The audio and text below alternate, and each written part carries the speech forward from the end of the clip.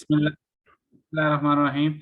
Assalamu alaikum everyone. Today we are going to discuss our topic, that is sentence completion, the second test of ISSB psychologist part. और इसके अंदर पहले test हमारे पास word association test था, जिसके अंदर हम लोगों को सिर्फ वर्ड्स शो हुए थे स्क्रीन के ऊपर, और हमने 10 सेकंड के अंदर उस वर्ड को देखना था और उसके ऊपर हमने अपनी स्टोरी बनानी थी, उसके ऊपर हमने सेंटेंस कंप्लीट करना था। और वो 100 वर्ड्स थे, 100 वर्ड्स का पूरा टेस्ट था, जो वन बाय वन अब हमने वर्ड्स के ऊपर सेंटेंसेस बनाते जाना है। वो सेंटेंस आगे से गायब होते जाएंगे, उसमें हमारे पास कोई बुकलेट नहीं होगी, सिर्फ हमें सिंपल पेपर्स दिए जाएंगे, जो वर्ड्स आएगा वो सामने स्क्रीन के ऊपर आएंगे, और उसके ऊपर हमने अपना उसको कंप्लीट करके हमें नेक्स्ट टॉपिक की तरफ मूव करना है, दैट इज सेंटेंस कंप्लीशन। अब जो हमारा वर्ड एसोसिएशन टेस्ट था, अगर हम उस पर थोड़ा सा गौर करें तो हमें आइडिया होगा कि वर्ड एसोसिएशन टेस्ट को हम लोग कंसिडर करते हैं as a blind test. Blind test इसलिए कि ये कहीं भी इसके ऊपर आप सेंटेंस बना सकते हैं। आपको एक वर्ड दिया जाता है, आप उसको नेगेटिव कर दें, उसको पॉजिटिव कर दें, उसको आप तोड़ मड़ोड़ के कोई और उसका मीनिंग निकाल दें, it is up to you. For example, garden पे जुमला आया तो आप गार्डन को कहीं भी लेके जा सकते हैं, प्लेग्राउंड की तरफ लेके जा सकते हैं, झूलों की तरफ लेके जा सकते हैं, गार्डन को ग्रीनरी की तरफ लेके जा सकते हैं, गार्डन को आप पिकनिक पार्टीज की तरफ लेके जा सकते हैं, गार्डन को आप फैमिली के साथ गेट टुगेदर के लिए लेके जा सकते हैं। सो इट इज गार्डन को आप एंटरटेनमेंट की तरफ लेके जा सकते हैं। It is up to you कि आप उस गार्डन से क्या जुमला बनाते हैं, इसकी मुख्तलिफ डायरेक्शंस बन सकती हैं। But when we talk about sentence completion में थोड़ा सा उन्होंने हमें एक एडवांस लेवल दिया है वर्ड एसोसिएशन का। एडवांस लेवल से मुराद कि अब वो हमें गाइड करेंगे कि हमने किस तरफ सेंटेंस बनाना है। पहले तो जो वर्ड आता था उस पर हम किसी तरह का भी जानबूझ के पॉजिटिव भी बना सकते थे सेंटेंस को, हम नेगेटिव की तरफ जाते ही नहीं थे। जैसे कि हमें ट्रेन किया जाता है हर तरफ कि आपने नेगेटिव जुमला नहीं बनाना, तो जो कैंडिडेट होता है वो कोशिश करता है कि उसको पॉजिटिव की तरफ ले जाए। और जब वर्ड आता है सिंपल वर्ड एसोसिएशन टेस्ट का, तो काफ़ी ज़्यादा जो कैंडिडेट्स हैं वो इसमें कामयाब हो जाते हैं उसको पॉजिटिव की तरफ लेके जाने के लिए। इस चीज़ को कवर करने के लिए अब हमारे पास सेकंड टेस्ट आता है, that is sentence completion test.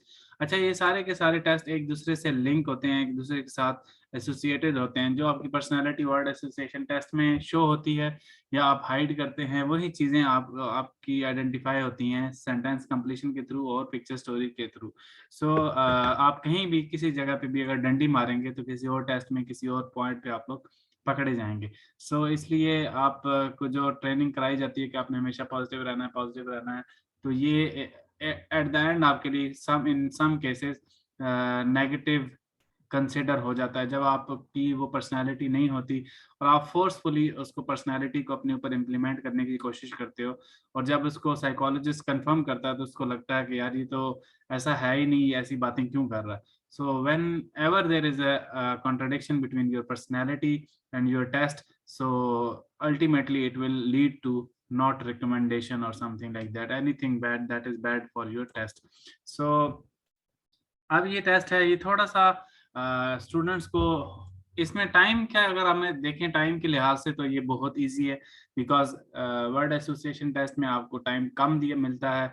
इसके अंदर आपके पास टाइम काफ़ी बच जाता है, और बच इस तरह जाता है, एक तो ये इसलिए बच जाता है कि टाइम ज़्यादा होता है, 6 मिनट्स होते हैं, और 6 मिनट्स में के अंदर आपने 26 सेंटेंसेस बनाने होते हैं, और इस वजह से भी टाइम बच जाता है। दूसरा इस वजह से बच जाता है कि इसमें आधा सेंटेंस ऑलरेडी आपको बना के दे दिया जाता है, हाफ सेंटेंस आपके पास ऑलरेडी मौजूद होता है, जिसकी वजह से आपका थोड़ा सा टाइम और बच जाता है। तो उसमें दिमाग भी इतना नहीं लड़ाना पड़ता, बिकॉज आधा सेंटेंस ऑलरेडी बना हुआ है, उसको आपने कंप्लीट करना है। This is how it looks like, ऐसा इस तरह का टेस्ट आएगा। अच्छा, difference between word association test and sentence completion test is, number 1 difference आपको मैंने बता दिया कि वहां पे एक वर्ड सामने अपीयर होता है और वो 10 सेकंड के बाद गायब हो जाता है। फिर दूसरा वर्ड अपीयर होगा सामने, और आपके पास प्लेन पेपर्स होंगे, आपने उन प्लेन पेपर के ऊपर उसको लिखना होगा, उसके ऊपर सेंटेंस बनाना होगा। बट सेंटेंस कंप्लीशन उससे कैसे डिफरेंस है? सेंटेंस कंप्लीशन में आपको सामने वर्ड नहीं दिखाया जाता, आपको पूरा इस तरह का एक पेज दे दिया जाता है जिसके ऊपर ये ऑलरेडी प्रिंटेड होंगे हाफ सेंटेंसेस, और आपने इसी तरह इंग्लिश के और उर्दू के हाफ सेंटेंसेस प्रिंटेड होंगे, आपने इनको कंप्लीट करना होगा. So this is the difference between sentence completion and difference between sentence completion and word association test. Remove this typo. Okay, so you understand my point now? So ये मैंने यहाँ पे इसलिए पेस्ट किया है कि आपको थोड़ा आइडिया हो कि किस तरह के टेस्ट आते हैं. अगर किसी को किसी किस्म का कोई क्वेश्चन हो ड्यूरिंग माय डिस्कशन तो वो चैट के थ्रू मुझसे पूछ सकता है. I will respond. मैं साथ साथ चैट देख रहा हूँ. ओके, सो अब इसमें 26 इंग्लिश के आते हैं और 26 ही साथ ही उर्दू के दिए जाते हैं. The only thing that is available in ISSB इन उर्दू के अंदर सिर्फ एक चीज जो कि अवेलेबल है ISSB में, that is this Urdu sentence completion. इसके अलावा सब कुछ इंग्लिश में है. और अब तो पहले तो ये होता था डिस्कशन उर्दू में होती थी GTO की, बट अब कोशिश यही होती है उनकी कि वो भी किसी तरह इंग्लिश में ही करवाई जाए स्टूडेंट से. तो इसलिए आपने अभी से प्रिपरेशन करनी है. बाद में आप लोग ये ना कहिएगा कि मेरी इंग्लिश वीक है, मैं क्या करूँगा. तो अभी से थोड़ी बहुत इंग्लिश बोलना सीखें.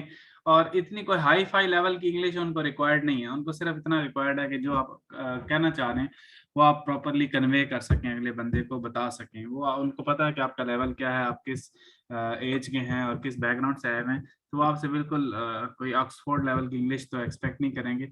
जनरली नॉर्मल इंग्लिश वो आपसे एक्सपेक्ट करते हैं, और आपको इतनी बोलनी आनी चाहिए कि आप अपने आप को एक्सप्लेन कर पाएँ, अपने आइडियाज़ को आसान अल्फाज में, आसान इंग्लिश में एक्सप्लेन कर पाएँ.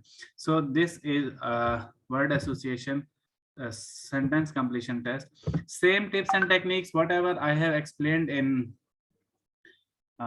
word association test, यहाँ पे भी वही अप्लाई होंगी. सबसे इम्पोर्टेंट कि प्रैक्टिस, आपने इसकी प्रैक्टिस करनी है. विदाउट प्रैक्टिस अगर आप समझते हैं कि आप चले जाएंगे वहाँ पे और विदाउट प्रैक्टिस आप अच्छा परफॉर्म करके आप आएंगे, तो ये आपकी भूल है. ऐसा बिल्कुल भी नहीं होगा. आपको प्रैक्टिस करके जानी पड़ेगी, और इतनी प्रैक्टिस करके जानी पड़ेगी जितनी कि आपको शौक है आर्मी में जाने का. अगर आपको ज़्यादा शौक है आर्मी में जाने का तो ज़्यादा प्रैक्टिस करके जाएं. अगर आपको सिर्फ टाइम पास के लिए जा रहे हैं फिर बेशक प्रैक्टिस करके ना जाएं. So just compare your wish. जितनी ज़्यादा आपकी विश है, जितना ज़्यादा आपकी ख्वाहिश है, जितना ही आपको पैशन है आर्मी में जाने का, नेवी में जाने का, एयरफोर्स में जाने का, उतनी ही प्रैक्टिस करके जाएं. अब आप अपने आप के साथ खुद कंपेयर कर लें कि आपको कितना शौक है.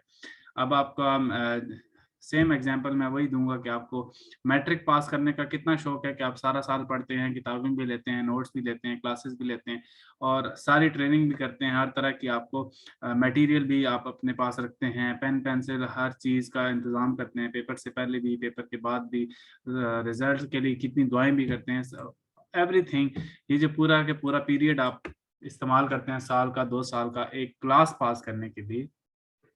तो ये तो क्लास से मेरे ख्याल में बड़ी क्लास से एक बड़ी अपॉर्चुनिटी है. क्लास से ज़्यादा क्या होगा, आप मैट्रिक से FSC में चले जाएंगे, बट यहाँ से पास होने से क्या होगा, यहाँ से पास होने से आप डायरेक्ट अफसर बन जाएंगे, जिसके लिए आप इतनी जमातें पढ़ेंगे, तीसरी में जाए, सेकेंड ईयर पास करेंगे, फिर ग्रेजुएशन करेंगे, फिर मास्टर्स करेंगे, फिर जॉब ढूंढेंगे, फिर जॉब भी अच्छे कैरियर ढूंढेंगे, फिर कैरियर में ग्रो करेंगे, और फिर करते करते करते कहीं आपका ऑफिसर लेवल बनेगा, वो भी कई सालों के बाद, वो भी किस्मत की बात है. तो यहाँ पे इतना बड़ा आपको जंप मिलता है. इस जंप, जितना बड़ा जंप है उतनी इसकी प्रैक्टिस आपको करनी पड़ेगी, इतनी ही इसको इम्पोर्टेंस देनी पड़ेगी. अगर आप नहीं देते तो फिर अगर आपके रिजल्ट्स आपकी एक्सपेक्टेशन के मुताबिक नहीं आते, इट इज़ योर मिस्टेक. और किसी की भी मिस्टेक नहीं, सिर्फ आपकी मिस्टेक है. सिर्फ अपने आप को आप कोस सकते हैं, बाकी किसी को नहीं. So you have to prepare for it. इसकी इतनी प्रिपरेशन करें जितना कि आपको शौक है, जितना कि आपको पैशन है, और जितनी आपको इसकी ज़रूरत है. Second thing is time management. इसके अंदर टाइम ही मैनेज करना है. ISSB के जितने भी साइकोलॉजिस्ट टेस्ट हैं, time management is very important. अगर टाइम आपसे मैनेज नहीं होगा, प्रेशर बिल्ड होगा. प्रेशर बिल्ड होगा तो ऐसी पर्सनैलिटी शो होगी जो शायद आपकी होती तो आपकी है, बट एक्सट्रीम पर्सनालिटी शो होना शुरू हो जाएगी, जिसको आप कह सकते हैं कि आप प्रेशर में हैं या एंगर में हैं या एंग्जाइटी में हैं। इस वजह से आपके कुछ सेंटेंसेस बहुत वीक बनना शुरू हो जाएंगे, और वो वीक पर्सनालिटी अगर आपकी शो हो गई तो आपके लिए प्रॉब्लम क्रिएट होगी। सो टू ओवरकम दिस, आप टाइम मैनेजमेंट की अभी से प्रैक्टिस करें, ताकि वहां पे आपको ये प्रेशर आने ही ना दिया जाए। देखें, अगर आप 7 सेकंड में 8 सेकंड में अगर टेस्ट कर रहे हैं ना, एक वर्ड कर रहे हैं कंप्लीट, तो आपके पास 2 सेकंड्स फिर भी बच रहे हैं, आप थोड़े से रिलैक्स हैं। थोड़े सा आगे जाएंगे, थोड़ा टायर्डनेस फील करेंगे, या एक आधा वर्ड ऐसा आ जाएगा जो मुश्किल है और उस पर थोड़ा सोचने में ज्यादा टाइम लग गया, या सेंटेंस थोड़ा सा लंबा बन गया, उसने टाइम थोड़ा सा ले लिया, तो अब अगला जो वर्ड आएगा वो शायद आपसे 10 सेकंड में कंप्लीट ना हो पाए, क्योंकि पिछले पिछले वर्ड ने ही अच्छा खासा टाइम ले लिया आपसे। तो अगला वर्ड के पास आपके पास बचे ही सिर्फ 8 सेकंड या 9 सेकंड। तो वो प्रेशर जब बिल्ड होना स्टार्ट होगा तो चीजें खराब होंगी। सो इसलिए अभी से प्रिपरेशन करें, ताकि ये प्रेशर मिनिमम आपके ऊपर आए। इम्तिहान का अपना एक प्रेशर होता है, और खास तौर पे आईएसएसबी का इम्तिहान, ये इसका तो बहुत ही ज्यादा प्रेशर होता है, बिकॉज अपॉर्चुनिटी बहुत बड़ी है और आपकी उम्मीदें बहुत बड़ी हैं। आपकी जब उम्मीदें ज्यादा लगी होती हैं इसके साथ, ऑटोमेटिकली प्रेशर भी उतना ही ज्यादा होता है। आपको डर लगा होता है कि आप कहीं फेल ना हो जाओ, कहीं गलती ना हो जाए, कहीं मिस्टेक ना हो जाए, कहीं पकड़ा ना जाओ, something like that, whatever it is. So इसलिए time management is very important, और ये किसी और तरीके से नहीं आएगी। It will only come with practice. आप जितना प्रैक्टिस करेंगे, डेली के 300-400 वर्ड्स लिखना आपके लिए मस्ट है। In start for 1 month complete आपको डेली के 300-400 वर्ड्स के ऊपर लिखना आपके लिए मस्ट है। अगर आप नहीं लिख रहे तो फिर आप एक्सपेक्ट करेंगे वहां पे आपके आपसे आंसर्स ठीक नहीं होंगे। और मोस्ट इंपॉर्टेंटली, जो लास्ट लेक्चर में एक स्टूडेंट ने क्वेश्चन भी किया था, it is not about completing the test only. ये सिर्फ ये नहीं है कि आप 100 में से 100 वर्ड लिख के आ जाएं, या 26 में से 26 वर्ड लिख के आ जाएं और आप समझे कि मैं रिकमेंड हो गया हूँ क्योंकि मैंने टेस्ट कंप्लीट कर लिए। It is about your personality. आप 100 में से जो 100 लिख के आए हैं, वो क्या लिख के आए हैं, ये मैटर करता है। और उसको अपने आप को अच्छी पर्सनालिटी शो करने के लिए प्रैक्टिस इज वेरी इंपॉर्टेंट। आपको टिप्स का पता होना चाहिए जो हम यहाँ पे आपको देंगे, और उन टिप्स के ऊपर आपकी प्रैक्टिस होनी चाहिए। ये नहीं कि आप मेरे से सुन लेंगे और आप समझेंगे कि मुझे आ गया तो अब मैं आगे ठीक कर लूंगा, ऐसा नहीं होता। आपको बार बार इस पूरे एक इम्तिहान से गुजरना पड़ता है, इस प्रोसेस से बार बार गुजरना पड़ता है, और फिर हम लोग मिस्टेक्स निकालेंगे, आप खुद उसको असेस करेंगे, करते करते करते करते तब एक रिफाइन चीज सामने आएगी, और दैट इज वेरी इंपॉर्टेंट। और वो ऐसे नहीं आएगी, वो टाइम के साथ ही आएगी, पहले दिन कभी भी नहीं आएगी। सो स्टूडेंट्स यहाँ पे हैं हमारे साथ, उनको पता है कि उनका पहले दिन का टेस्ट कैसा आता है। तो इसलिए it is not about only practicing, it is about practicing and assessment and improving again and again. So it is I think a complete cycle: practice, then improvement, mistakes, improvement, again practice, improvement, mistakes, improvement, something like that। ये एक circle type का ये चलता रहेगा, ये खत्म ना खत्म होने वाली बात है। Okay, then neat and clean. जितनी आपने neat and clean writing show की, पेपर के ऊपर नीट एंड क्लीन लिखा, इतनी आपकी अच्छी पर्सनालिटी शो होगी। नीटनेस मैटर करती है राइटिंग की आपकी पर्सनालिटी के साथ। जैसा आप लिखेंगे, साइकोलॉजिस्ट ऐसा ही एक्सपेक्ट करेगा कि ये बंदा ऐसा ही है, और होता भी ऐसा ही है। अगर आपकी राइटिंग गंदी है, दैट मीन्स के आपकी राइटिंग का प्रॉब्लम है, तो आपकी पर्सनालिटी के अंदर कोई फ्लॉज हैं जो कि प्रॉब्लम क्रिएट कर रहे हैं। So neatness is very important. Then be positive. ये आपको सब सिखाते हैं, बट मैं आपको ये नहीं सिखाऊंगा कि बी पॉजिटिव। बी पॉजिटिव मैं सिर्फ इतना कहूंगा कि जानबूझ के कोई नेगेटिविटी ना लेके। इससे ये मुराद है कि आप से अगर बात पूछी जा रही है कोई जनरली, तो आप उसमें जानबूझ के चोरी को ले आए हैं कि चोरी नहीं करनी चाहिए, जानबूझ के झूठ को बीच में ले आए हैं कि झूठ नहीं बोलना चाहिए, हालांकि उसने कुछ नहीं पूछा, झूठ का वर्ड भी उसने यूज नहीं किया, शायद उसने अवॉइड का वर्ड यूज किया, तो आप उसको कहें अवॉइड, अवॉइड लाइज, या फिर अवॉइड चीटिंग, या फिर अवॉइड थेफ्ट और समथिंग लाइक। जानबूझ के ऐसे वर्ड लेके आना जो कि एग्जिस्ट ही नहीं करते, but these are negative words, तो वो आपके लिए बहुत खतरनाक हैं, वो हर पर्सनैलिटी के लिए खतरनाक है। सो इन खास तौर पे इन टेस्ट के लिए तो जानबूझ के नेगेटिव वर्ड नहीं लेके आना। बाकी अगर नेगेटिव डायरेक्टली आ गया, फॉर एग्जांपल लाई का वर्ड आ गया, चीटिंग का वर्ड आ गया, तो आप उसको टैकल जरूर करेंगे इन अ नॉर्मल वे। बट अगर आपके पास नॉर्मल सेंटेंसेस हैं तो जानबूझ के नेगेटिव वर्ड नहीं लेके आना। So moving on to the next part, that is avoid overwriting. Avoid over writing का सिंपल ये मतलब ये है कि अगर आपसे कोई मिस्टेक हो गई है तो एक यहाँ दरमियान में लाइन लगाएं और उसके आगे लिखना स्टार्ट करें। ये वाला काम नहीं करना जो मैं अभी कर रहा हूँ, इधर आपको सामने नजर आ रहा है। इस तरह मल्टीपल लाइंस नहीं लगानी, ये रॉन्ग है, रॉन्ग अप्रोच है। आपने सिर्फ एक लाइन लगानी है और उसके बाद आगे लिखना है। अपने आप को श्योर करें कि एक लाइन लगाने का मतलब ये है कि अब ये जुमला, ये जो वर्ड है ये आपके टेस्ट का पार्ट नहीं है, ये मिस्टेक होगी है, इसको रीड करने की जरूरत नहीं है। सो साइकोलॉजिस्ट इसको रीड नहीं करेगा। अगर आप इस तरह करेंगे, घिचमिच करेंगे, दैट मीन्स कि आपकी पर्सनालिटी में के अंदर ऐसे फ्लॉज हैं कि आपको अपनी ही किए के ऊपर एतमाद नहीं है। आपने इसको काटा लेकिन आपको फील हो रहा है कि शायद सही नहीं कटा, तो आप उसको बस उसके ऊपर कांटे लगा रहे हो। So one is enough, that one line is enough, that is very important point as well. क्या वो ओवर राइटिंग आपने कोशिश करना, ओवर राइटिंग हो ही ना, अगर हो रही है कोई मिस्टेक हो गई है तो वन लाइन के साथ उसको खत्म करके आगे की तरफ मूव करना है। Okay then attempt maximum, that is very important point कि आपने कोशिश करनी है मैक्सिमम अटेम्प्ट करने। मैक्सिमम अगर आप मेरे से पूछें कितना मैक्सिमम है, मैक्सिमम का मतलब है 95 से लेके 99 तक। 95 से लेकर 99 तक वर्ड एसोसिएशन टेस्ट में आपके कंप्लीट होने चाहिए, और सेंटेंस कंप्लीशन और उर्दू और इंग्लिश दोनों ये 26 पूरे होने चाहिए। ये 26 पूरे होने चाहिए। अगर आपके 26-25 हैं या 25-25 हैं देन फिर भी ओके है, बट इसमें कम इसलिए नहीं होने चाहिए कि इसमें टाइम ज्यादा होता है, और उर्दू तो है ही इजी। और ये टेस्ट आपको कंसेक्यूटिव दिए जाते हैं। इसमें ये है कि अगर आपने इंग्लिश थोड़ा जल्दी कर ली है तो आप वो टाइम जो सेव हुआ है वो आप उर्दू पे लगा सकते हो। सो आप मिक्स एंड मैच करके दोनों को आपस में, दोनों का टाइम कंबाइन करके इस टेस्ट को इजीली कंप्लीट कर सकते हो। सो दैट इज इम्पोर्टेंट कि आपने मैक्सिमम अटेम्प्ट करने हैं।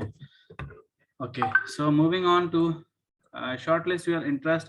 Just like before I have mentioned this कि आपने अपने इंटरेस्ट को शॉर्ट लिस्ट करना है। आपने अपने आप को पहले रीड करना है कि हु यू आर सबसे पहले, और व्हाट यू लाइक, आपको पसंद क्या है, what you do in free times. हर वो क्वेश्चन जो आपसे रिलेटेड है अपने आप से पूछें, उसको पेपर पे लिखें और कोशिश करें कि आपके सेंटेंसेस फिर उसी तरह के बने। अगर वलीद कहता है कि मुझे हाइकिंग का शौक है, तो उनके सेंटेंसेस के अंदर हाइकिंग कहीं ना कहीं रिफ्लेक्ट होना चाहिए। हाइकिंग रिफ्लेक्ट होना चाहिए, या फिर फिजिकल फिटनेस रिफ्लेक्ट होनी चाहिए, या फिर घूमना फिरना रिफ्लेक्ट होना चाहिए, या फिर नेचर रिफ्लेक्ट होनी चाहिए, या फिर information related to mountains reflect होनी चाहिए, something that are related to your interest. तो आपके वो उसके अंदर शो होनी चाहिए इंटरेस्ट। शॉर्ट लिस्ट के अंदर जो आपने इंटरेस्ट शॉर्ट लिस्ट किए हैं वो आपके सेंटेंस में रिफ्लेक्ट होने चाहिए। ये भी नहीं कि सारे सेंटेंस उस पर बने हो। 3 to 4, ओनली 3 to 4 पर पर्सनैलिटी कैरेक्टरिस्टिक, हर पर्सनैलिटी की किसी एक यूनिक पार्ट के ऊपर 3 से 4 अगर सेंटेंसेस है दैट इज एनफ। इससे ज्यादा की जरूरत नहीं है, बार बार रिपीट करने की जरूरत नहीं है। 3 दफा भी अगर कोई चीज रिपीट हो रही है दैट मीन्स के that is part of your personality, और कंफर्म हो जाएगा साइकोलॉजिस्ट को कि ये कहीं ना कहीं आपकी पर्सनैलिटी में चीज एग्जिस्ट करती है। सो इसलिए ज्यादा फोकस डिफरेंट इंटरेस्ट के ऊपर करना है। और इंटरेस्ट हर तरह के हो सकते हैं। देखिए, इंटरेस्ट आपकी फैमिली में आपको कौन अच्छा लगता है, ये भी आपका इंटरेस्ट है।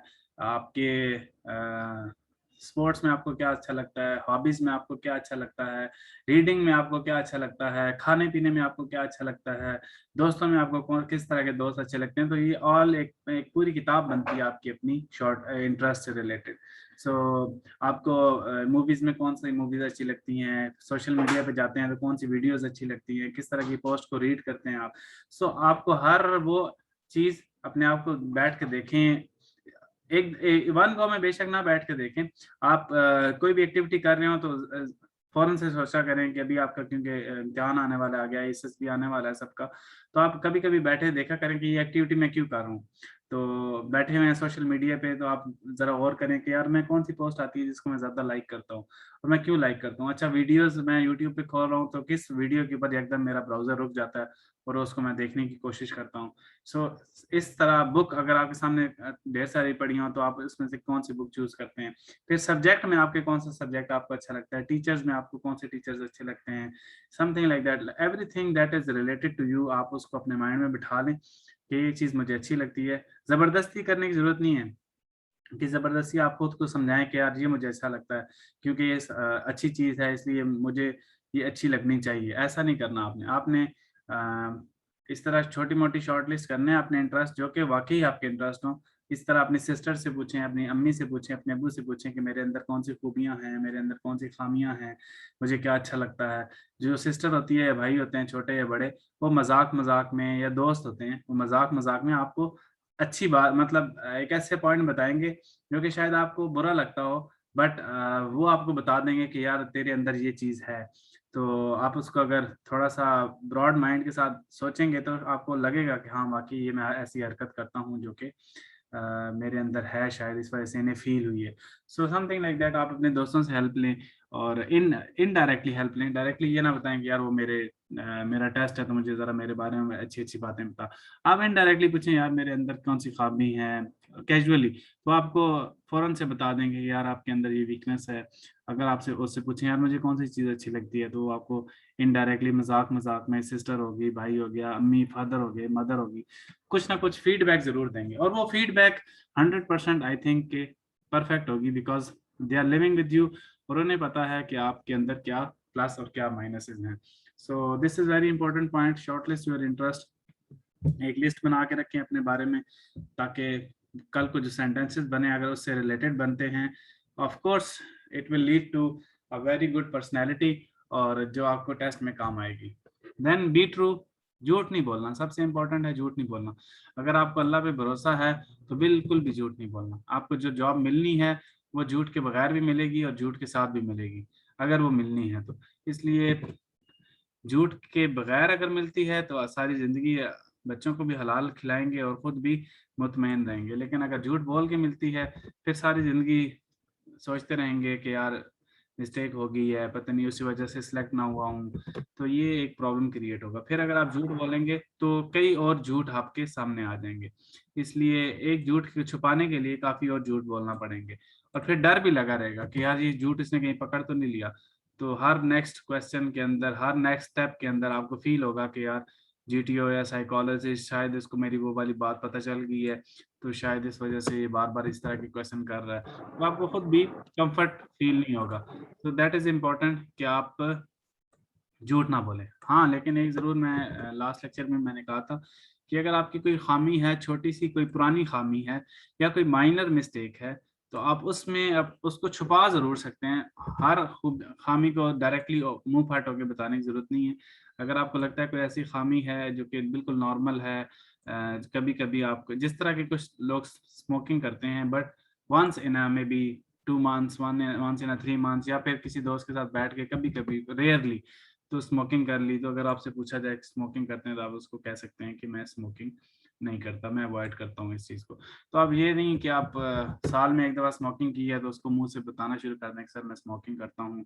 आपकी कोई गर्लफ्रेंड है? जी हाँ मेरी कोई गर्लफ्रेंड है। समथिंग लाइक ऐसे ऑकवर्ड क्वेश्चंस जो आपने मतलब आपकी पर्सनैलिटी का पार्ट नहीं है एक्चुअली।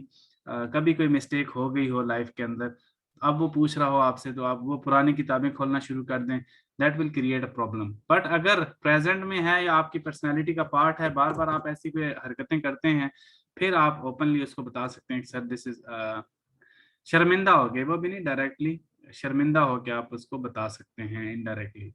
तो so that is very important point. Another, then avoid Google sentences. Google से हेल्प बिल्कुल भी नहीं लेनी भाई, ये बात याद रखिएगा। गूगल से हेल्प का ये मुराद सिर्फ गूगल और इंटरनेट नहीं है, इससे ये मुराद भी है कि क्लास के अंदर जो सेंटेंसेस किसी और ने लिखे हुए हैं उसको भी कॉपी करने की कोशिश नहीं करनी। तो अपने सेंटेंसेस बनाएं और उसी के ऊपर अपनी पर्सनैलिटी को फिट करने की कोशिश करें। जो पर्सनैलिटी आपकी है उसी को आप कोशिश करें कि उस पर्सनैलिटी को इम्प्लीमेंट करें ताकि असेसमेंट ठीक हो सके। देन अवॉइड एम्फेसिस, ये मैं ऑलरेडी बता चुका हूँ। एम्फेसिस से क्या मुराद है? एम्फेसिस से मुराद मस्ट है, शुड है, कुड है। ये इंपॉर्टेंट है कि आप इनको, wait let me type here, must है, शुड है, उसके अलावा कुड भी आप यूजली यूज ना करें। Could is I think doubtful sentence, तो कुड भी आप यूज करना बेशक ना करें। इसके अलावा ट्राई का वर्ड आप यूज कर सकते हैं। Try is a good word to avoid things ज्यादा फोर्स करने की जरूरत नहीं है। सो इस तरह की चीजों को अवॉइड करें। इसी तरह टाइप क्यों नहीं हो रहा, just give me a second, type क्यों नहीं, इसके इस तरह नॉट, जानबूझ के नॉट लगाने की जरूरत नहीं है, जानबूझ के नेवर लगाने की जरूरत नहीं है। ये रिवर्स करने के लिए होता है कि अगर ऑलरेडी एक नेगेटिव सेंटेंस है और आप उसको जानबूझ के जबरदस्ती रिवर्स बना रहे हैं, तो कोशिश करें अवॉइड करें। मैं हरगिज ये नहीं कहता कि 100% इसको जीरो कर दें, अवॉइड करें। एक आधा सेंटेंस हो गया, नो इशू, बट ज्यादातर आपने इसके ऊपर फोकस नहीं करना। Okay, let's have a break for अजान।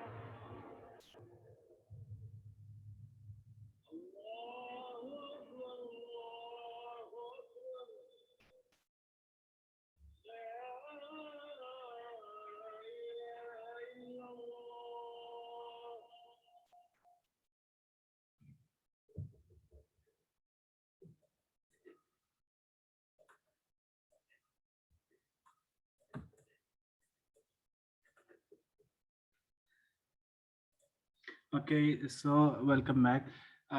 इसके बाद do not change the meaning, ये ऑलरेडी मैंने अभी एक्सप्लेन किया कि नॉर और नाइदर और सम नेवर और नॉट ये लगा के आपने जानबूझ के मीनिंग चेंज करने की कोशिश नहीं करनी है। अनदर इम्पॉर्टेंट पॉइंट इज कि आपने जो यूज़ करते हैं वर्ड एसोसिएशन टेस्ट में, एसोसिएट करते हैं, कोशिश करें एसोसिएशन को भी अवॉइड करें। Then the last point is that is related to word association test, so I will not discuss with that here, start with the word. So moving on to this part, हम लोग अब आते हैं actual practice की तरफ। और ये कुछ सेंटेंसेस हैं, आपने करना ये है कि इन सेंटेंसेस के ऊपर जुमला बनाना है और उसको आपने यहाँ पे मैसेज के अंदर टाइप करना है। ये इसको कंप्लीट करें, टाइप करें। I will discuss one by one sentences here, और हम देखते हैं कि इन सेंटेंसेस को कैसे बनाते हैं, इसकी असेसमेंट कैसे होती है, कौन सी चीज़ का ख्याल रखना चाहिए, कौन सा सेंटेंस बेहतर है, कौन सा बुरा लगता है। So it's a general assessment for everyone. आप लोग कोशिश करें इसके ऊपर सेंटेंस बनाएं, then we will discuss one by one here. So start. I am afraid of dash and my father dash. Complete this sentence.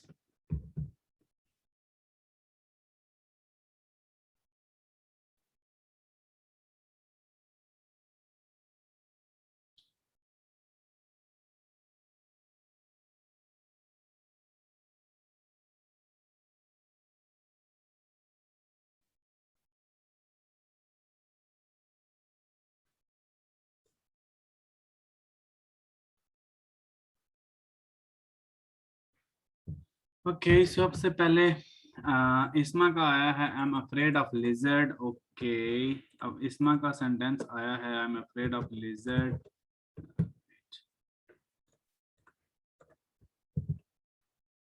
इसके बाद सेंटेंस है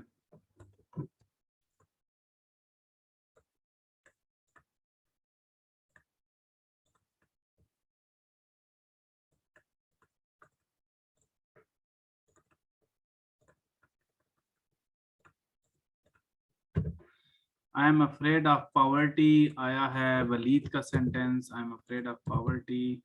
फिर है अवैस का आई एम अफ्रेड ऑफ अल्लाह, और अवैस का सेंटेंस है my father is friendly.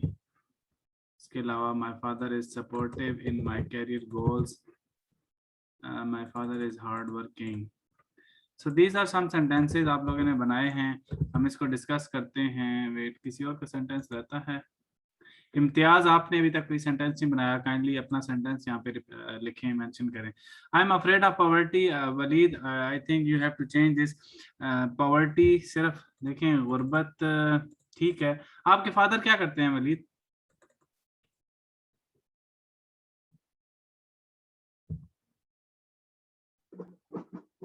Sir, he is retired and he's in village now, and we don't have that much connection with him. No, what, retired from where? He was in the government service as a driver and clerk. Driver और clerk, ठीक है. तो अब वो आपके साथ नहीं होते? No, he's in the village and I live in the city for almost many years. अच्छा, okay, so fine. I am afraid of poverty. I think इसके अलावा भी कोई जुमला अगर आप बना सकते हैं. आई नो कि आपकी जो कंडीशन है जिसकी वजह से आप बना रहे हैं जुमला, दैट इज ओके, बट यहाँ पे थोड़ा सा आपने अपना गोल बड़ा मेंशन करना है, ताकि ऐसा ना लगे कि ये सिर्फ पैसे की वजह से ही आर्मी में जा रहा है. ऑल्दो कि you are doing your best, आप दो जॉब्स भी कर रहे हो सिर्फ अपने आप को या अपनी फैमिली को सपोर्ट करने के लिए, अपने फाइनेंशियल क्राइसिस को ओवरकम करने के लिए, but still if you can make something, some extra an extra sentence on this, it will be better for you. Then Isma, I am afraid of lizard. I don't think so this is a good sentence. इसको थोड़ा सा change करें. The reason is कि अभी आप army में जा रही हैं, तो वहाँ पे ये छोटी मोटी लिजर्ड और इस तरह की आप चीज़ों को अवॉइड करें, ताकि थोड़ी बोल्ड पर्सनालिटी शो हो, थोड़ा करेज शो हो, थोड़ा समथिंग लाइक आप इन छोटी छोटी चीज़ों से आपको फर्क ना पड़ता हो. इसलिए ऑल्दो कि आप डरती होंगी, आपको अच्छी नहीं लगती होगी, बहुत सारे लोग डरते हैं, बट ये जानबूझ के मेंशन करने की जरूरत नहीं. आर्मी में वहाँ पे तो आपको फिर ये जानबूझ के कोई ऐसा टेस्ट दे देंगे जो आपके लिए प्रॉब्लम क्रिएट करेगा, इसलिए आप इन चीज़ों को अवॉइड करें. इसके अलावा कुछ और आप मेंशन कर सकती हैं. आई एम अफ्रेड ऑफ अल्लाह, ये एक नॉर्मल सेंटेंस है और हर कोई इसी को यही लिखता है कि आई एम अफ्रेड ऑफ अल्लाह. अगर आप लिखना चाहें तो लिख सकते हैं आई एम अफ्रेड ऑफ अल्लाह. आप अपने पेरेंट्स से भी अफ्रेड लिख सकते हैं, अपने सीनियर टीचर से भी लिख सकते हैं कि मैं उनसे डरती या डरता हूँ. It is up to you. Respect का जो एक मयार होता है उसके अंदर लोग डरते हैं, अपने पेरेंट्स से भी डरते हैं. रिस्पेक्ट के हिसाब से आपके टीचर से भी इंसान को डर लगता है कि इंसान फेल ना हो जाए या फिर वो बेइज्जती ना कर दें किसी वजह से. So you can write something like that. Then my father is supportive in my career goals. देखें, आपने जो पहले स्टार्ट में मेंशन किया था ना, आई एम अफ्रेड ऑफ पॉवर्टी, ये उसी से लिंक है. यहाँ पे भी आप सिर्फ करियर गोल की बात करें कि आपके अब्बू आपको करियर में या नौकरी तलाश करने में या फिर पैसा बनाने में आपको सपोर्ट कर रहे हैं, तो ये दोनों के दोनों आपकी पर्सनैलिटी से मैच करते हैं. But these are linking to a negative side, कि आपको सिर्फ पैसे का शौक है या फिर सिर्फ आपको कैरियर के आगे अंदर. फादर जो होते हैं ना, इसको आप सिर्फ सपोर्टिव लिखते हैं ना, तो ये ज्यादा अच्छा सेंटेंस था. फादर आपको हर गोल में ही सपोर्ट करते हैं. ऑफ कोर्स बचपन से लेके अब तक उन्होंने आपको हर जगह पे फेवर दी है, पाला है, बड़ा किया है. So generally my father is supportive, that is enough and good sentence. इसको जानबूझ के सिर्फ कैरियर के साथ एसोसिएट ना करें.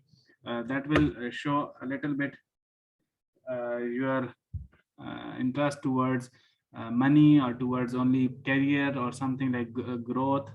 It is not like उसके अलावा भी तो फादर सपोर्टिव होते हैं हर लेवल पे. सो अनदर, इस्मा कहते हैं my father is a hard working man. Okay, that is also okay. इसके अलावा भी अगर आपके फादर की कोई अच्छी बात है, अच्छी कैरेक्टरिस्टिक है, तो आप मेंशन कर सकते हैं. That is also okay. I am afraid of over thinking. Imtiaz, what is that? Over thinking से क्या मुराद है?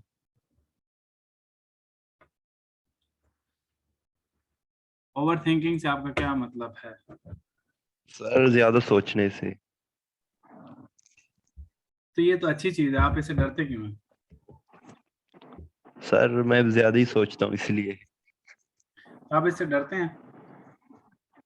जी सर, कभी कभी ज्यादा सोचता हूँ किसी चीज के बारे में, मतलब घंटों घंटों इसी से, मतलब ज्यादा अवॉइड करना चाहता हूँ इस चीज को. It is a good habit. और अब आप नेगेटिव सोचते हो, that is something another thing, but ये भी मेंशन करने की जरूरत नहीं है अपने टेस्ट के अंदर कि आई am afraid of over thinking. फिर उसमें वो बहुत सारे अच्छा जिस सर। तरह मैंने आपसे क्वेश्चन किया अभी, इसी तरह साइकोलॉजिस्ट खुद से आपके बाकी सेंटेंसेस में सोचेगा, ढूंढेगा कि ये ओवर थिंकिंग में क्या काम करता रहता है, कौन सी ऐसी चीज है जो ये बहुत ज्यादा सोचता है, उससे फिर डरता भी है कि इसको नहीं सोचना चाहिए। That could be something negative. Of course इंसान डरता उसी चीज से है जो कि कोई बहुत ही नेगेटिव हो, बहुत ही कोई एक्सट्रीम हो, तो आप उससे सोचते हुए भी डरते हो कि यार ये कहीं मेरे साथ हो ना जाए। तो इसलिए इस चीज को अवॉइड करें, ये सेंटेंस आपने मेंशन नहीं करना। My father is my inspiration, a very good sentence, ये बहुत ही अच्छा सेंटेंस है। आपके फादर आपकी इंस्पायरेशन है। बट इम्पोर्टेंट पॉइंट इज कि कहीं भी फिर आपसे वो टेस्ट के अंदर पूछे कि आप को सबसे अच्छा कौन लगता है, तो आपका रिस्पॉन्स आपके फादर ही आने चाहिए। आपकी फेवरेट पर्सनैलिटी कौन है, आपके फादर ही रिस्पॉन्स आना चाहिए, बिकॉज आपका सेंटेंस ऐसा बना हुआ है जो कि ये कह रहा है कि आपके फादर आपकी इंस्पायरेशन है। दैट मीन्स कि आपकी फेवरेट पर्सनैलिटी भी वो होगी। अगर वो नहीं है तो फिर ये प्रॉब्लम क्रिएट हो जाए करेगा। ओके सो इसके अलावा all okay. So let's move on to the next part. अब आपने दोनों सेंटेंसेस इकट्ठे पेस्ट करने हैं ताकि मैं इकट्ठी उसकी ना कर सकूं assessment. Moving on to the next part, these are the two sentences. अब इसके ऊपर अपना सेंटेंस बनाएं। I am happy he knows dash.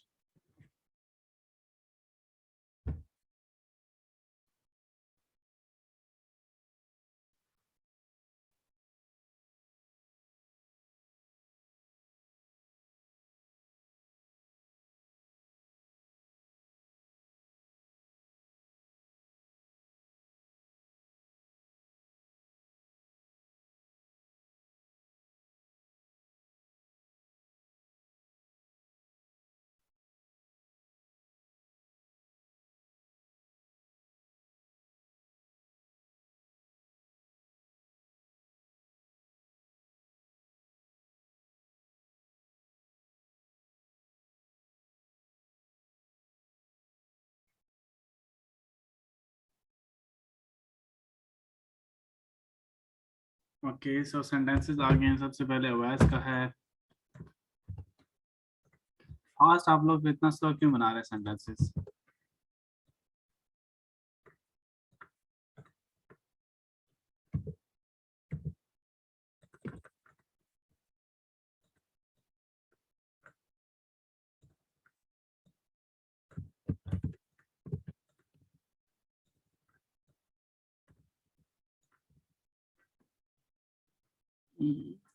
दोनों सेंटेंसेस इकट्ठे लिखे हैं, अब्दुल वहीद और इम्तियाज।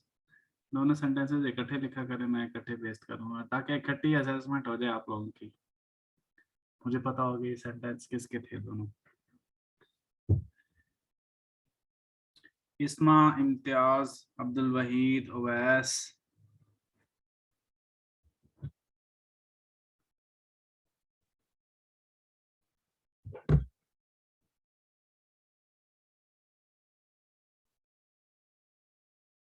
ओके सो सेंटेंसेस आ गए हैं, लेट्स डिस्कस दिस।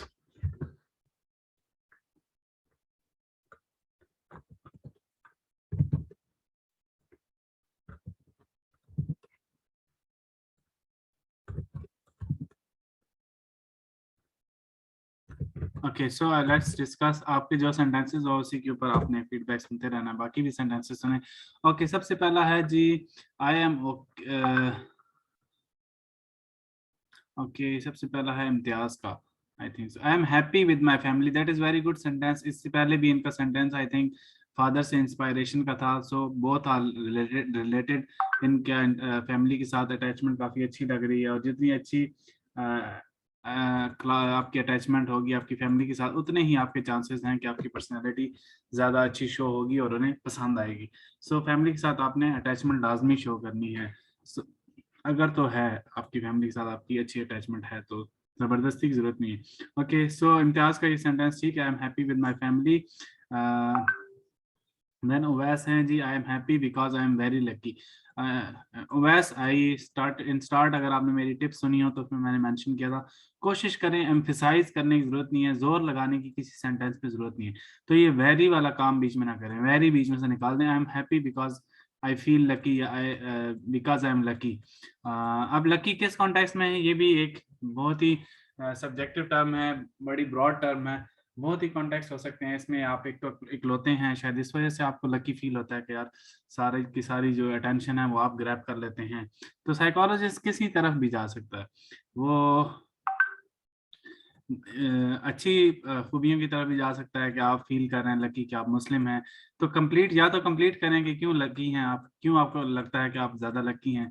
एक तो इसको कंप्लीट करें तो ज्यादा इजी हो जाएगा साइकोलॉजिस्ट को समझने के लिए। अदरवाइज उसके बाद ओपन चॉइस है, वो कहीं भी इसको फिट कर सकता है, that is dangerous for you. Okay, then he knows he is a cooperative person. I think ये अपने मुंह मियां मिट्ठू बनने वाली बात है।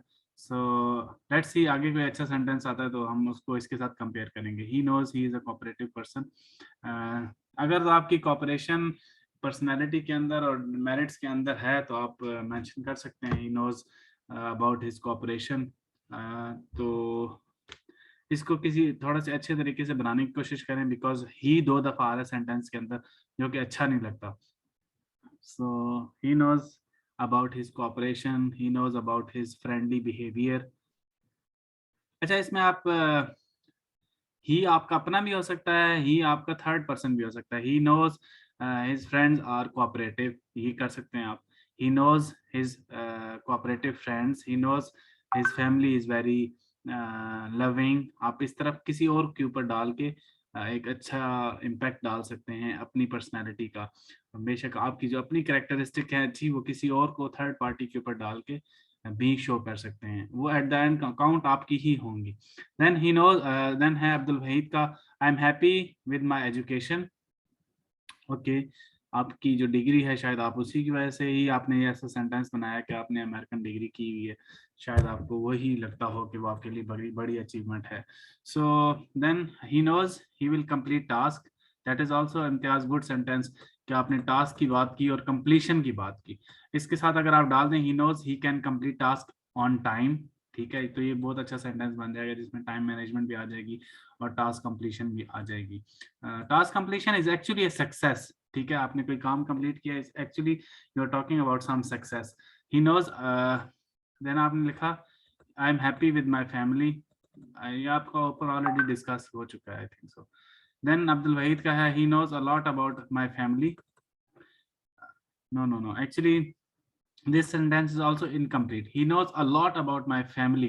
एक तो आपने emphasize किया है, जोर लगाया a lot का वर्ड डाल के कि बहुत ज्यादा। एक तो ये काम नहीं करना। He knows about my family, इसमें आप बहुत सारे क्वेश्चन मार्क्स हैं कि कौन आपकी फैमिली के बारे में ज्यादा जानता है, सारा जानता है, who is this person। ये एक क्वेश्चन मार्क है सबके लिए। तो इसलिए आप इसको आई थिंक चेंज करें सेंटेंस को कि आपने किसी थर्ड पर्सन के ऊपर ही डाला है और उसको बता दिया कि वो मेरी फैमिली के बारे में सब कुछ जानता है। तो फैमिली के बारे में आई थिंक जानना एक पर्सनल चीज होती है, खासतौर पे जिस तरह की आपकी फैमिलीज हैं करक से, साइड एरिया से, वहाँ यहाँ पे तो फैमिलीज के बारे में जानना मेरे ख्याल में एक इज्जत समझी जाती है। अगर कोई इस तरह आपकी फैमिली के बारे में जानता हो तो एक awkward सी चीज लगती है, बुरी सी चीज लगती है। सो I think you have to reconsider this sentence, इसको change करें। Then he will complete task, I already Imtiaz discuss this कि इसके साथ टाइम लगा दें, that is okay। Then इसमें है I am happy with my family, same sentence, that is good sentence, so don't worry about this, ऊपर discuss हो चुका है। He knows a lot of good food recipes, that is a good sentence for you। अगर आपको interest है cooking के अंदर तो आप इसको फिट कर सकती हैं कि he knows a lot। I think कि आपका इंटरेस्ट बेकिंग साइड पे है, so it will fit on you, आप इसको फिट कर सकती हैं। He knows good baking recipes, इस तरह करके आप इस तरफ भी लेके जा सकती हैं, सो that is okay. I am lucky because my family is caring, इसको इस तरह लिखें, I am lucky of having caring family, I'm lucky of having a good family, I'm lucky of having loving हो सकता है, केयरिंग हो सकता है, और हार्ड वर्किंग हो सकता है। इस तरह सेंटेंस का थोड़ा सा स्ट्रक्चर चेंज करें, बाकी okay. He knows about my fitness goals. Fitness का वर्ड शायद इसलिए उठा के लाएं जैसे क्योंकि आप आजकल जिम के अंदर करते हैं जॉब, तो आपको वहां पे शायद यही डिस्कशन होती हो, but it's okay. He knows about my fitness goal. अगर तो आपकी जो पर्सनैलिटी मुझे लग रही है उस तरह जो आपकी एक्टिविटीज हैं उसके मुताबिक, तो आपकी जो फिजिकल फिटनेस है वो काफ़ी बेहतर होनी चाहिए और आपका BMI भी ठीक होना चाहिए। सो अगर तो ये all okay then that is okay. He knows about my fitness goals, आपके ऊपर ये फिट हो जाएगा। So moving on to the next part. I think ये क्लियर है सबके लिए, इसमें कोई इशू नहीं, काफ़ी चीज़ें आपको क्लियर हो गई होंगी। So moving on to this sentence, to become rich dash he could not. दोनों सेंटेंस कोशिश करें इकट्ठे टाइप करें।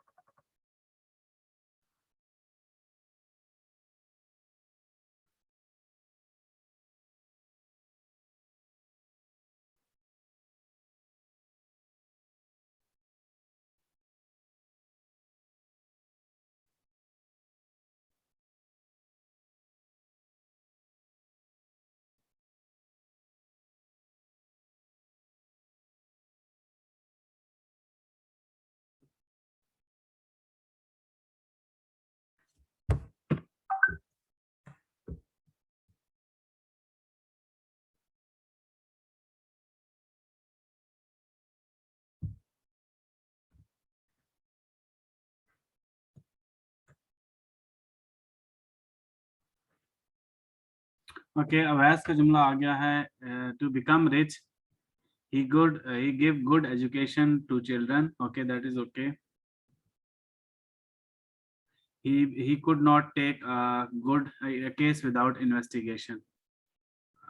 I think अवैस आपका ये वाला सेंटेंस, आपके वैसे तो सेंटेंस नॉर्मली ठीक होते हैं, यहाँ पे आज आपके सेंटेंसेस लाइव प्रैक्टिस के अंदर थोड़े से डिफरेंट बन रहे हैं। I don't know why. यहाँ पे भी देखें ही कुड नॉट, आप जानबूझ के इन्वेस्टिगेशन को बीच में आपने क्यों ठोका है, और केस को, ये दोनों नेगेटिव चीजें हैं। केस भी देखें, केस बहुत सारे क्रिमिनल केस भी हो सकता है, केस कोई किसी ने बहुत बड़ा कोई जुर्म किया हो, कोई आपके साथ मिस्टेक हुई हो, पुलिस इन्वॉल्व होती है, इन्वेस्टिगेशन की बात हो रही है बीच में, दैट मीन समथिंग सीरियस है। तो ये आप इतनी सीरियस जानबूझ के क्यों लेके हैं? Try to change this sentence. इस तरह के जुमले जानबूझ के बीच में नहीं लाने जो कि एग्जिस्ट नहीं करते। कोई छोटी मोटी चीज के ऊपर आप कर सकते हैं, बट इन्वेस्टिगेशन और केस ये आपकी पर्सनैलिटी को जेब नहीं देता।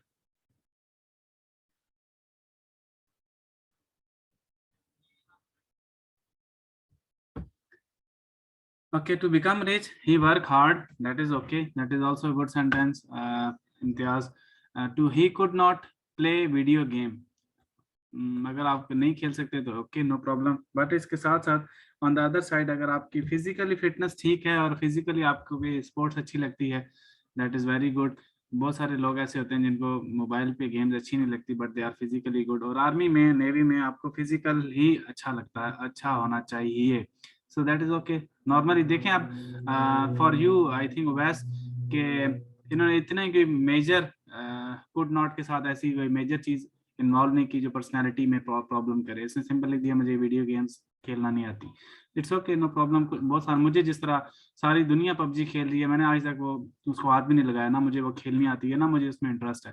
तो बहुत सारी ऐसी चीजें होती हैं जो आपको नहीं अच्छी लगती, but these are normal, no problem. साथ फिजिकली फिटनेस ठीक है तो that is a good thing. To become rich I will work hard. अच्छा, अब्दुल वलीद, इसको अपने ऊपर नहीं लाना, ठीक है? आपके जो पिछले पहले दो सेंटेंस थे वो भी पैसों से रिलेटेड थे, और ये तीसरा भी आपने जानबूझ के अपने ऊपर लिया है कि उसने रिच बनने के लिए हार्ड वर्किंग शो की। आई वाला वर्ड ना लगाएं। ऊपर देखें एक जुमला था, किसने लिखा था, to become rich he work hard, तो उसने ही के ऊपर डाल दिया, थर्ड पार्टी के ऊपर। आपने उसके साथ आई लगा के अपने ऊपर फिट किया, बिकॉज आई थिंक आजकल आप सिर्फ पैसे का ही सोच रहे हैं। आपके जो पहले दो सेंटेंस और ये वाला सेंटेंस है एग्जैक्टली फिट होता है कि आजकल सिर्फ आपकी जिंदगी में पैसा है, पैसा बनाना है आपने। Okay, he could not handle the stress, that is a very very wrong sentence. इस तरह के सेंटेंस आपने जानबूझ के साइकोलॉजिस्ट को नहीं देने कि मेरी तो बस हो जाती है, मेरे से स्ट्रेस ही हैंडल नहीं होता। तो अगर स्ट्रेस हैंडल नहीं होता तो आर्मी फिर आपके लिए नहीं है। आर्मी के अंदर तो आपको जंग में भेजा जाएगा, बैटल फील्ड में भेजा जाएगा, बहुत सारी सिचुएशन में आपको ऑन द टाइम डिसीजन लेने पड़ेंगे, आपके पास टाइम शॉर्ट होगा, आपके पास पूरी की पूरी जो आपकी बटालियन है या आपका मुल्क है उसकी इज्जत दाव पे लगी होगी, तो वहां पे आप कहेंगे मेरे से तो स्ट्रेस हैंडल नहीं होती, तो फिर क्या होगा? So that will be a problem for you. So ये वाला काम नहीं करना, कोई अपनी वीकनेसेस इतनी बड़ी, वो भी मेजर वीकनेस शो नहीं करनी। ही कुड नॉट लीव नमाज, ही could not, okay he leave नमाज, दैट इज आल्सो ओके। अगर आप 5 वक्त के नमाजी हैं आप मेंशन कर सकते हैं कि वो नमाज नहीं छोड़ सकता।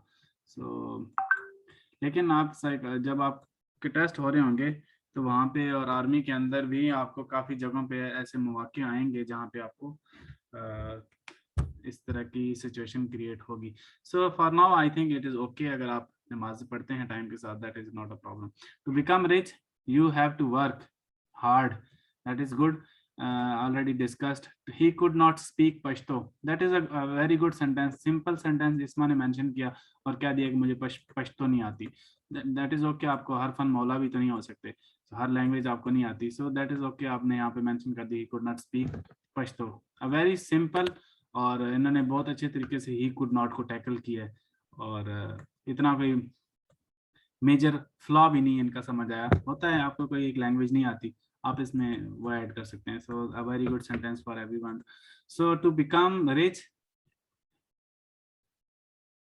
Sir it is about my friend he could not handle stress, whatever it is Walid, उन्होंने आपको रिकमेंड करना है, आपको सेलेक्ट करना है, वो टेस्ट आपका असेस कर रहे हैं, उनको नहीं लेना देना अली कौन है, उनको नहीं लेने देना क्या आपने उसामा के ऊपर सेंटेंस बनाया हुआ है, जैन के ऊपर सेंटेंस बनाया हुआ है, उनको नहीं लेना देना आपके दोस्त कौन है, आपके अब्बू कौन है, उनको किसी से कोई गरज नहीं है।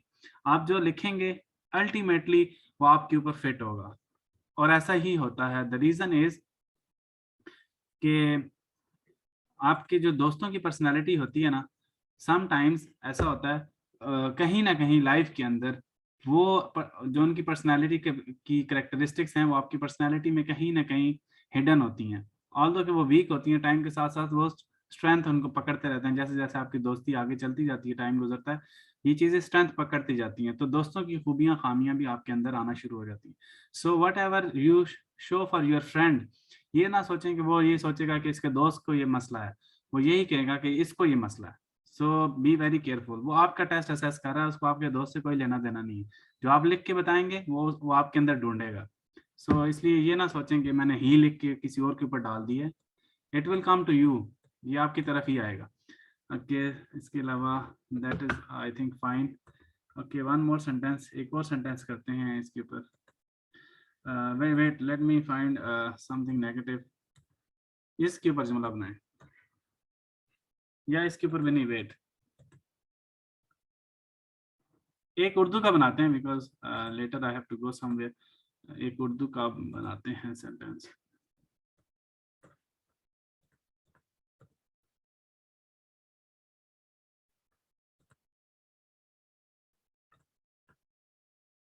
ये इसके ऊपर जुमला बनाए।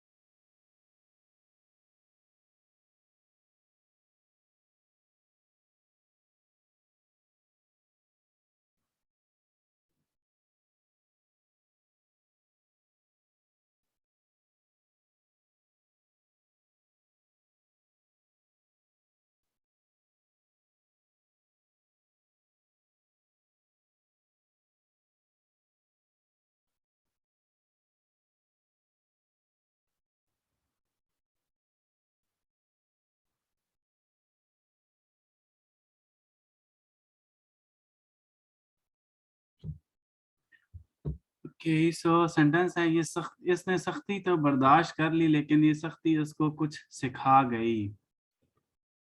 Okay I think you are trying to, इस तरह एक और कोई सेंटेंस बनाते हैं। This sentence is little bit unnatural. उसने सख्ती तो बर्दाश्त कर ली लेकिन उसको इसका सिला भी मिला। ओके इम्तियाज ने भी इसी तरह की कोशिश की है जिस तरह अवैस ने की है। उसने सख्ती तो बर्दाश्त की लेकिन ये सख्ती उसके काम आई। सो आई थिंक यू ऑलरेडी ऊपर भी आपने यही चीज लिखी है। ओके उसने सख्ती तो बर्दाश्त कर ली लेकिन लेकिन लेकिन लेकिन दो सेंटेंसेस रहते हैं, let's wait for them.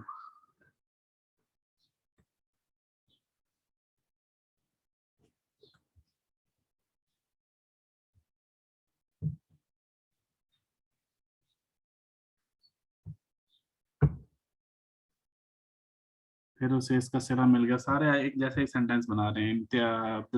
Abdul Waheed आपकी बारी है। लेकिन कामयाब हो गया, इम्तियाज का जुमला आया है।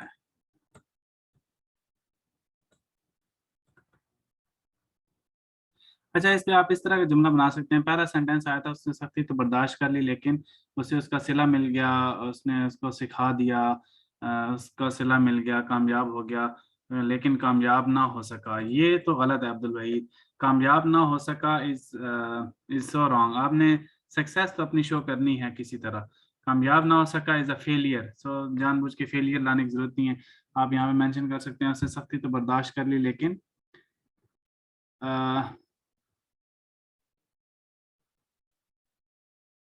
सख्ती तो बर्दाश्त कर ली लेकिन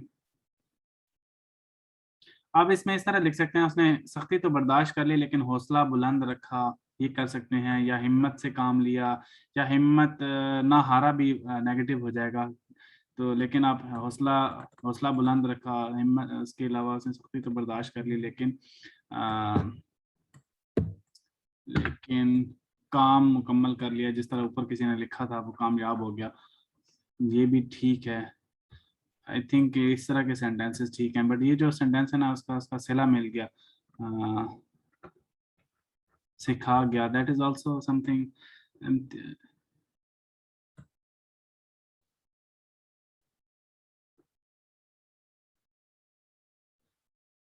उसने सख्ती तो बर्दाश्त कर ली लेकिन नाउम्मीद ना नहीं हुआ।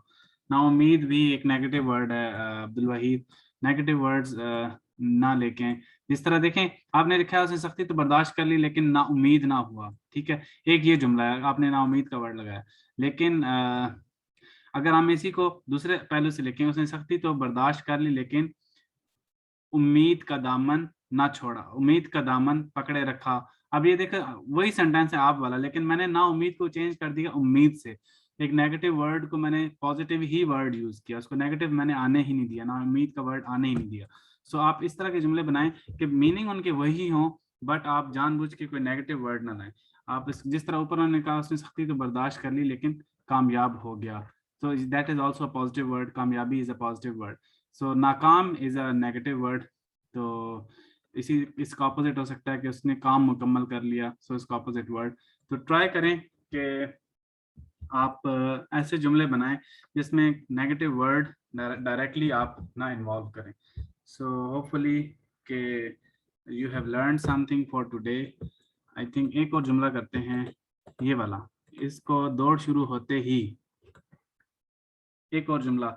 अब्दुल वहीद परेशान होने की जरूरत नहीं है। With the passage of time you will learn everything. अभी तो आपका पहली अटेम्प्ट है, इंशाल्लाह डोंट वरी, चीजें काफी इंप्रूव हो जाएंगी with the passage of time and practice. दौड़ शुरू होते ही,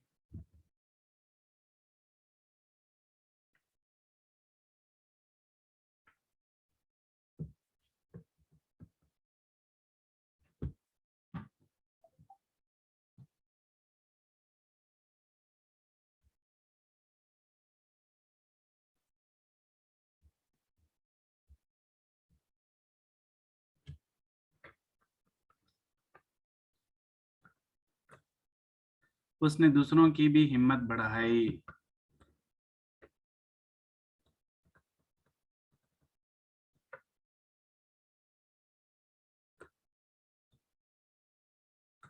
वो सबसे आगे निकल गया।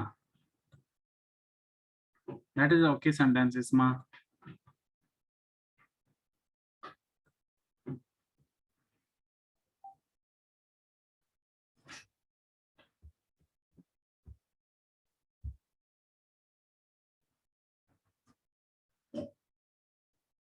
दौड़ शुरू होते ही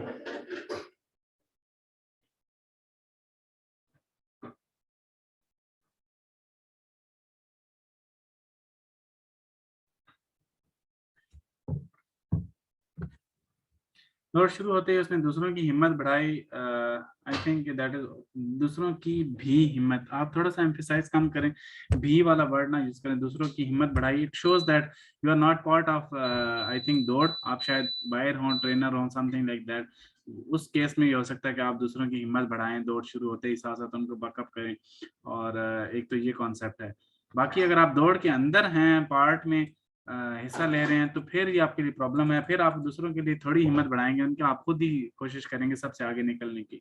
सो दौड़ शुरू होते ही उसने दूसरों की हिम्मत बढ़ाई।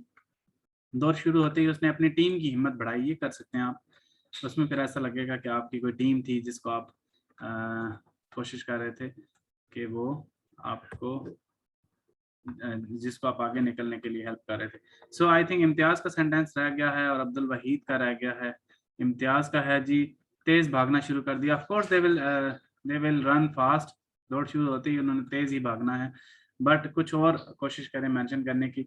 इसमा का सेंटेंस ओके है, वो दौड़ शुरू होती ही वो सबसे आगे निकल गया। That shows a little bit success. और होता भी समटाइम्स ऐसा है, जब दौड़ स्टार्ट होती है तो आप उसको कोशिश करते हैं तेज भाग के आगे निकलने की।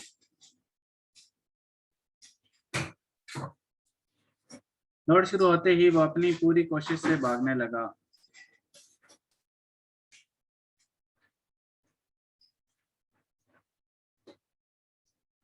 पूरी कोशिश से भागने लगा। I think that the only sentence that is that clicks me is Isma's one. वो सबसे आगे निकल गया। It shows a little success, और बहुत सारे इसमें प्लस पॉइंट्स हैं। बाकी सब सेंटेंस थोड़े से आर्टिफिशियल लग रहे हैं, नेचुरल नहीं लग रहे। Okay, so that's all for today. I hope के मैं इसका जो 26 सेंटेंसेस हैं वो ग्रुप में शेयर कर दूंगा। फॉर आप लोग उसको कंप्लीट करके ग्रुप में ही शेयर कीजिएगा task. Then I will assess one by one सबके सेंटेंस वहाँ पे असेस कर दूंगा। For now I think for today's session I think you have learn quite a lot about word completion. इंशाल्लाह नेक्स्ट लेक्चर में जल्द आपसे मुलाकात होगी। If you have any question आप लोग ग्रुप में मेरे साथ डिस्कस कर सकते हैं। I am available every time, although के reply sometimes late time, but reply आएगा जरूर, don't worry about it. So thank you so much everyone. Assalamu alaikum.